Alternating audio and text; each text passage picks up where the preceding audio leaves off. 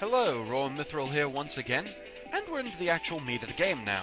So let's start going after Robot Masters. What say we start by heading to the frigid north and taking on Frostman, who appears to have taken over part of Alaska.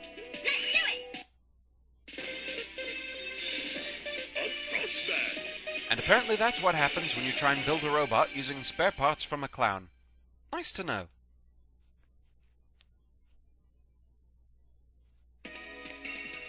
The weather here looks very inviting to me. I wish it got this cold here. So despite being solid ice, these platforms do not make you slip and slide. They do, however, do that to the pen-pens. They slide with the impact of your shots and can even knock into each other like that. Kind of a nice way of quickly clearing your path. It's time for an elevator ride. These are never peaceful. Well, actually, I suppose there was the first one in Gyro Man's stage, where absolutely nothing happened. But that was an exception to the rule. This one's haunted with bats. This is probably what the stage is most well known for, these jetboard segments. More specifically, the haunting little voice that comes along and warns you of upcoming danger. Yes, Master.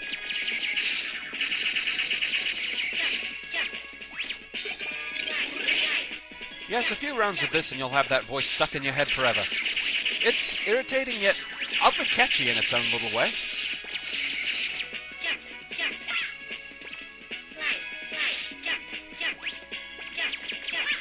These barriers will hurt you if you don't get them out of your way. So fire quickly, especially if you're not using charge shots.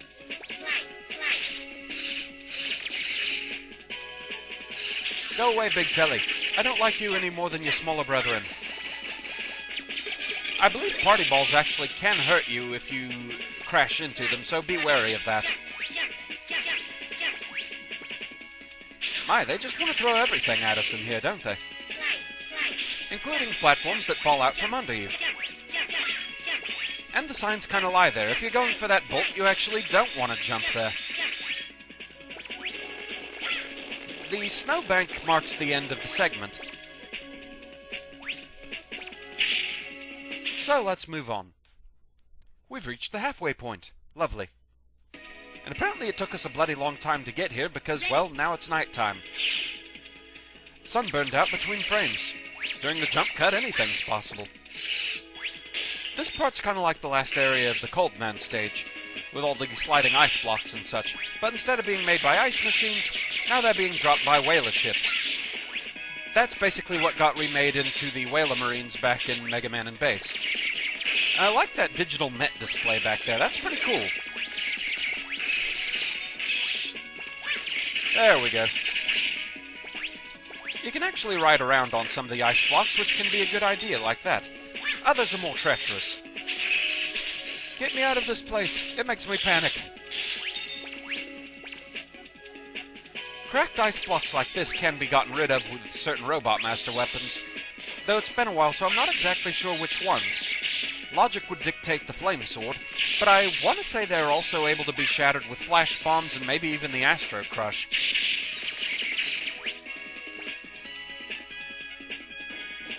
These are Chemumakins. They actually cannot hurt you at all. The only purpose they serve is to try and blind you with smoke screens, but they're not terribly good at it. And now another elevator ride. Second verse, same as the first. We're not going to let a little thing like a swarm of Batantons stop us after coming this far, are we? I should say not. Time for one last jetboard segment.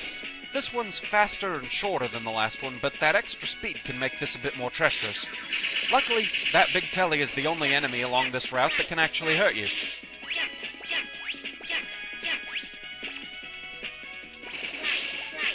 Whoa, spikes. Remember, these things actually cannot damage you. Those can, though. If you jump through this second snowbank, you can actually get life and energy power-ups. Life and weapon energy, that is. There aren't any bolts hidden in the snowbanks, I don't think. Anyway, it's time to go after Frostman. Let's do this.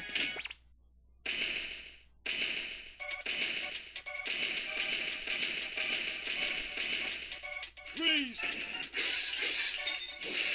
Outrun make a popsicle of you. So Frostman is a big hulking menace, but against all odds you actually want to stay close to him for when he does that ice punch. If you're too far away when he does that move, he rockets across the screen faster than you can really react to it. You want to have some room so you can jump away from it. When he does this, he's getting ready to use the ice wave. If you have enough time to see it and know that it's coming, it's pretty easy to avoid. Luckily, he gives you plenty of time when he telegraphs that move. Just make sure you jump high and get out of its way quickly.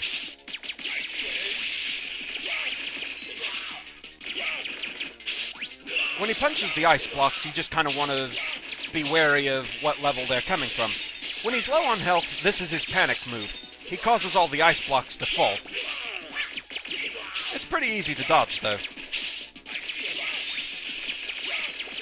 For a last resort panic move, it's not terribly effective. In fact, it leaves him open for a good long period. Goodbye, Frostman. With that, he leaves us a parting gift. We'll find out more about that later.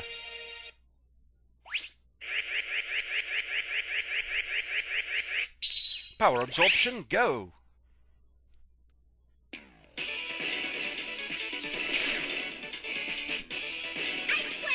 We got the ice wave. It's a sweeping ice attack that goes along the ground.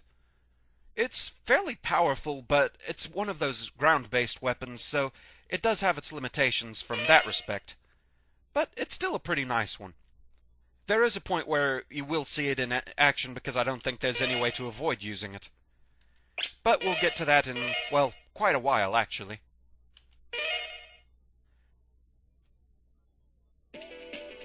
And thus we have a foothold. We've got our first Robot Master down. Though it certainly didn't come without pain. Enjoy the outtakes.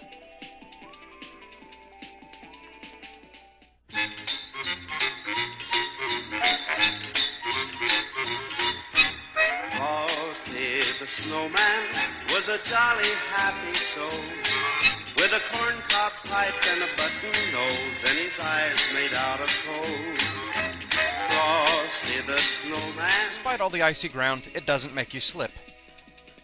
One strange thing, though, is pens will hit you. Wow.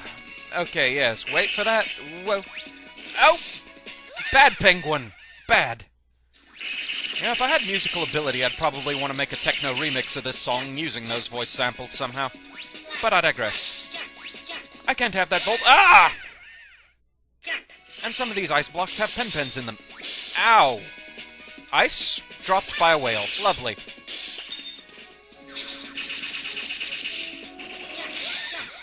What? Huh? You do want to stay ahead of those gates because they do slide closed again, and they can trap you that way. You'll see it in the outtakes. As well as that. You can also ride the ice blocks, or you can get smashed by them. You can ride some of the blocks, or you can miss them completely. That was dumb. When he punches the ice cubes at you, you just really want to watch the level they're coming from. Really, that's all there is to this guy. Oh, bugger! The main reason you want to be close to him is the attack he hasn't used yet, his ice punch. That one, if he uses it from too far away from you, he goes across the... Ah, bugger! So, as you can see, a few trying spots here and there, but nothing too bad. But dying due to not getting a shiny? What's wrong with me? Oh well. I give Frostman a 2 out of 10. Most of his stage, you can think of it a lot as kind of like reappearing, disappearing blocks. Most of his stage is memorization, pure and simple. Knowing where to jump and slide during the jetboard segments, and knowing the safest path through the room with the sliding ice. That's really all there is to this one. It seems difficult at first, but once you do it enough times, you get to where you can get through it pretty easily. As for Frostman himself, he really isn't too tough to deal with once you figure out how his ice punch works. That was what gave me the most trouble. If you stay too far away from him, he rockets towards you farther and faster, so you have absolutely no shot of dodging the thing. Sticking close to him, that's pretty much the key to the fight, and that's really all there is to it. Other than that, it's just learning how to dodge the ice wave, and that's pretty simple. Everything else, it's very, very easy to see coming. So, despite his hulking, menacing size, Frostman really isn't all that bad. So, 2 out of 10 for the starting to the new series. So, with that, this one's over. Thank you very much for watching. I hope you enjoyed the video, and I will see you again next time. Until then, fare thee well.